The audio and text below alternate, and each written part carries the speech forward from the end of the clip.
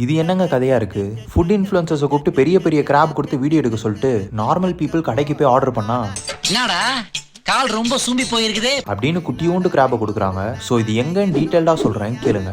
ரொம்ப நாளாவே நான் ட்ரை பண்ண நினச்சி ஃப்ளாப் ஆகிட்டு இருக்க ஒரு ஃபுட் ஐட்டம் தான் இந்த பவ். ஸோ அதை எப்படியாவது இன்னைக்கு சாப்பிட்டே ஆகணும் அப்படின்னு நான் வந்த ஸ்பாட் தான் பெசன் நகரில் இருக்க பவ். நான் இதுக்கு முன்னாடி உங்களோட கீழ்பாக் அண்ட் முகப்பேர் பிரான்ச்சுக்கு போயிருந்தேன்.